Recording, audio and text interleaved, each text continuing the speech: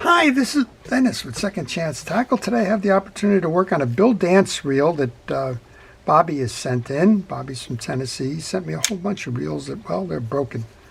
And, well, we try to give these second chances, try to figure out how to make these things work again, and try to find out what's wrong with them from a tuition reel standpoint. Well, this one's called the Quantum Bill Dance. It's the DSSM-30DCX. There's a lot of letters in that one.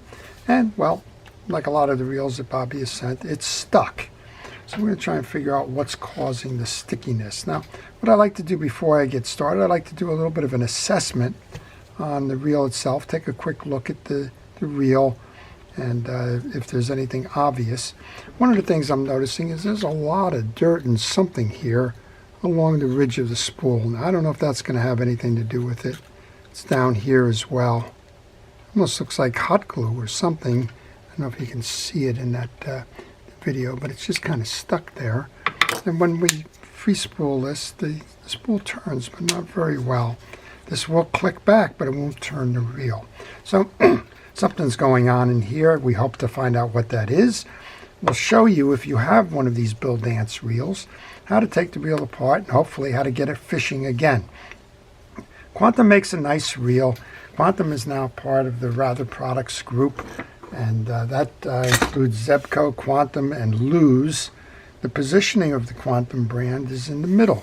So Lose would be the premier brand, Quantum the middle brand, and Zebco the lower end or entry brand under that new marketing arrangement there. So this one would be squarely in the middle. It's a nice reel. It's got 3 ball bearings in it.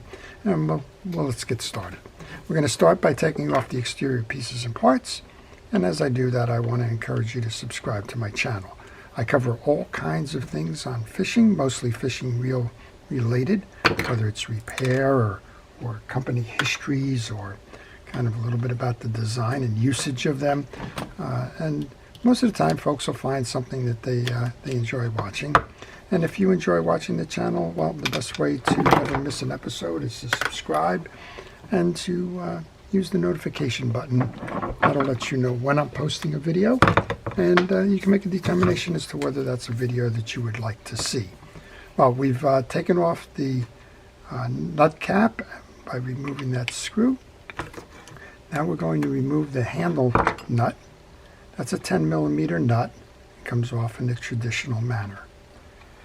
When I take my pieces and parts off, I put them in a parts tray. I recommend that you have a system for dealing with the parts that you remove from a reel before you start pulling the parts off. I just went through a reel, another one that Bobby actually sent me. It was an older Shimano reel, and one of the issues that we had was it was missing parts. And well, if you're missing parts, the reel's probably not going to work properly. Well, we took it off, and after we removed the star adjuster, there's a flat washer.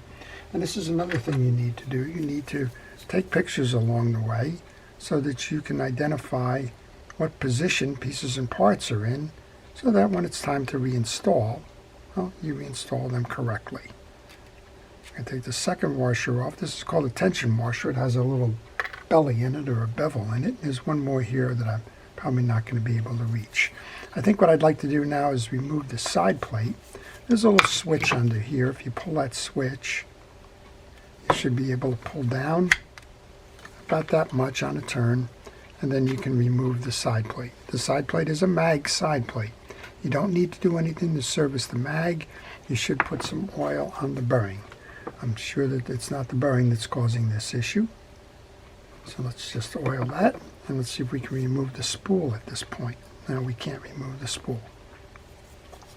So something is sticking somewhere, and the best way to get to that is to take the side plate off.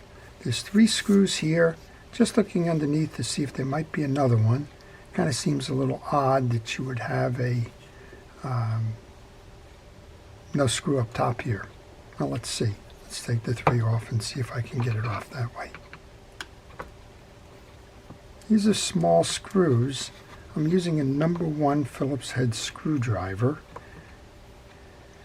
If that doesn't work, what you might want to do is switch over to a micro screwdriver set. We may have to do that. All right. We got one down. Here's the second one.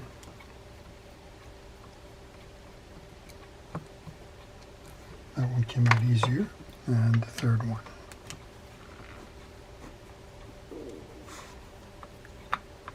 And I'm thinking as I'm doing this that we may have that that spool shaft may be caught in here. So let's remove this cap just in case. You don't have to take the cap off to get the side plate off, but there may be a chance that that's why the spool is stuck. If it gets over tightened, sometimes that doesn't work. Well, we got movement in it anyway. That's always good. And let's see if we can get this off now. I think I have to take the spool off somehow, because I'm betting that there's another screw in the back here. So we'll have to work on that.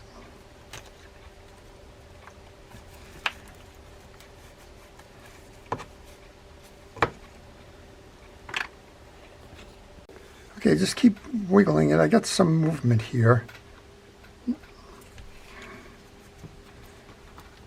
There we go. So I guess it must have been stuck in that bushing or bearing or whatever. Well, we have an overloaded spool on this side. It may be that that tag end got caught in there. I don't know. Let's see if we can... Well, we got this, the reel is spinning now, so that's always a good thing. Let's take that other little washer off before we lose that. And let's, I think I didn't see that other screw, but this one might be going through here. So let's just give a try to that.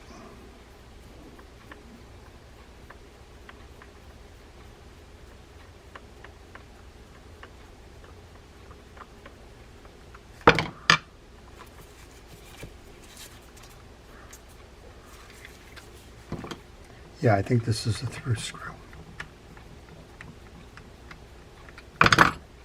There you go. That's exactly what it is. This case should come off now.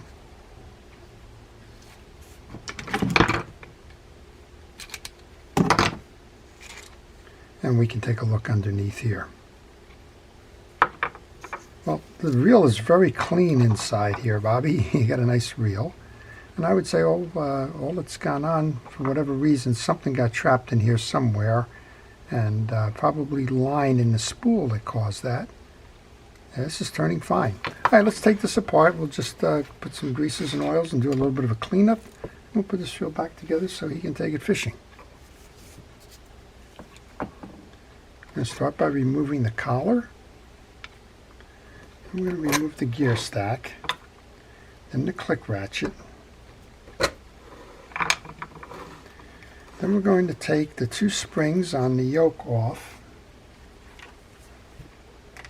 That's so you don't lose those, and the yoke itself.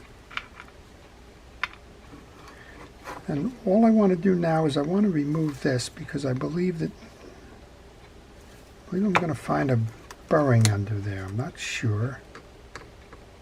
But if there is a burring under there, I want to oil it.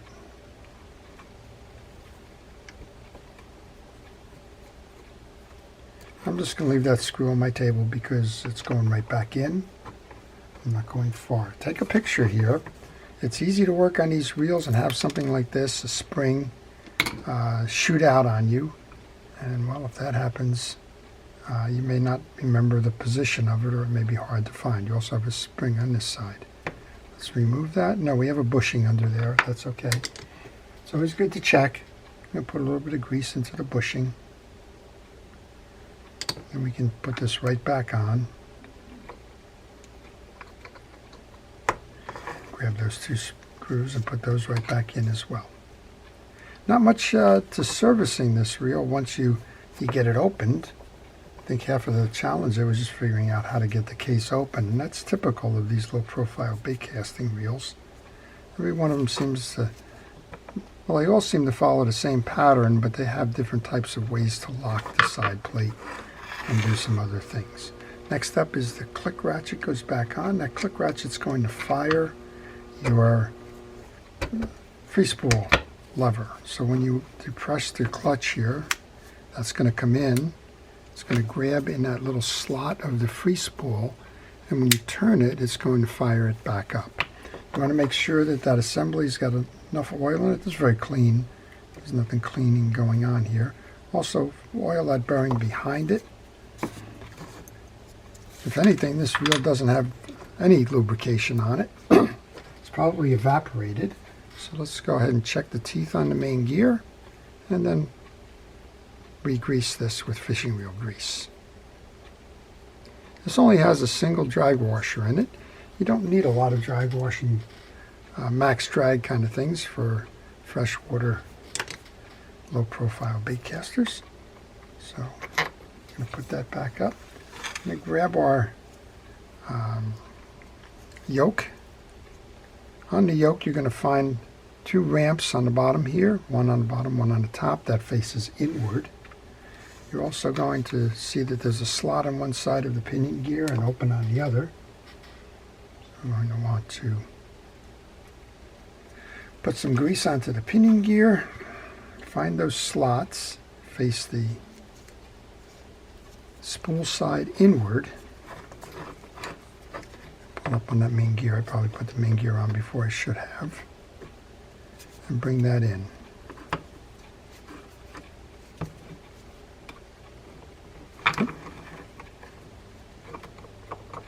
And of course, put it on backwards. Silly me. All right, let's do this again.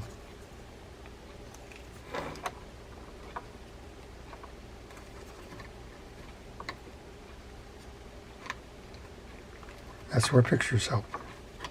All right, the washer is a hard washer. You don't need any lubrication on that. That's your face washer. And next up was your spacer.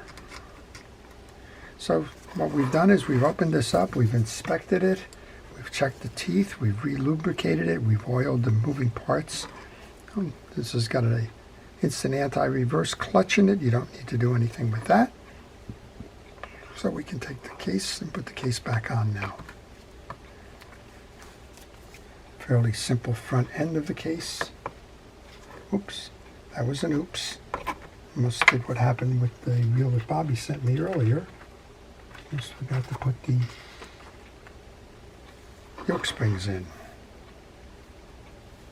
Well, I'm noticing as I took this off, remember what I said on the inside? There's quite a piece of something there. I don't know what that is, but whatever it may have been, it's quite possible that that could have been the cause, or one of the contributing causes to it not working. I'm going to get the 3 case screws out now. Now we'll reset the case yet again, this time properly. And let's put those 3 case screws in here. Well, if you have any questions on this reel or any reel, maybe you're working on one and you're hitting something you weren't expecting, a little glitch or something, if you leave that question in the comment section, I do try to answer those for you. Try to get you back on track, try to help you give your reels a second chance. So leave them in the comment section. There is a phone number on the business card in the back. I want to discourage you from calling it. I just don't get around much to answering that in a timely manner. I do get around to answering it occasionally or eventually. Probably eventually is a better thing. I do try to return all the phone calls. But in the busy part of the day, if I'm working on a reel, if I'm doing a video, if I'm out and about, making deliveries, whatever, I can't answer that phone call. So best way to reach me is the comment section here. All right, tighten down the side plate screw there, the 3 side plate screws here. And here's some evidence again of that stuff, whatever that stuff was.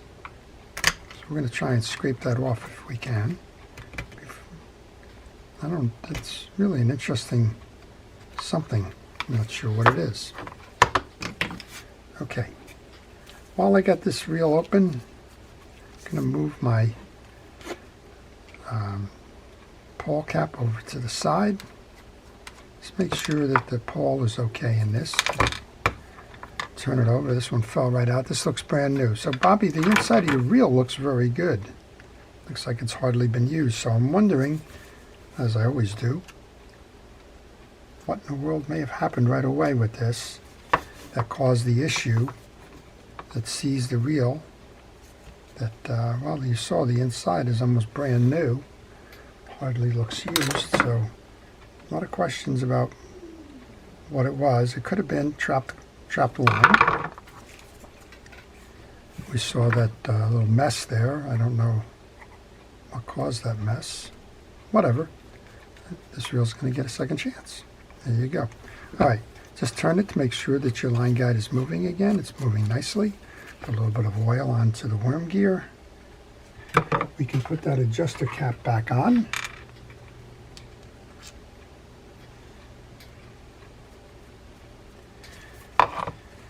On that spool, I'm going to strip off some of the line here just because you see how it's wrapping around, and it's quite possible that the line was wrapping like that and caused the line to get trapped inside the side plate.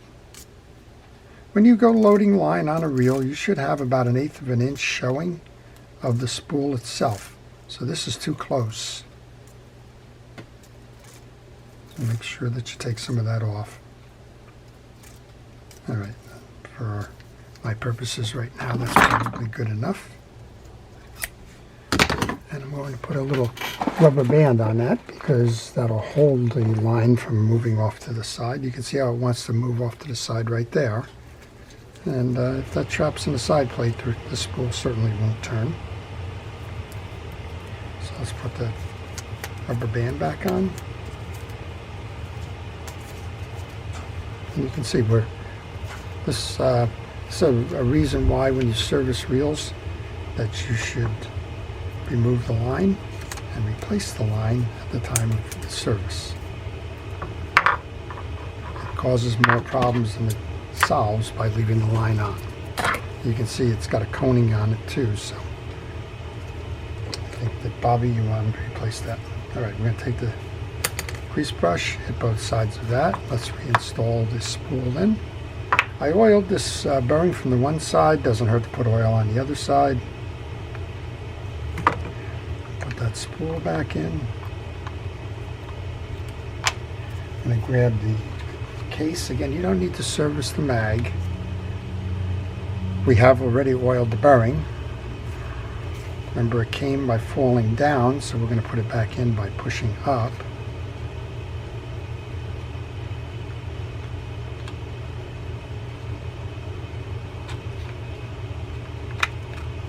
Then you want to pull that retention clip back so that you can close the case and then let that clip go back in. We had 3 washers now. We had 2 tension washers and a flat washer. Remember, the one got stuck in the case. So I put these belly up on the first, down on the second, then the flat washer, and the star adjuster.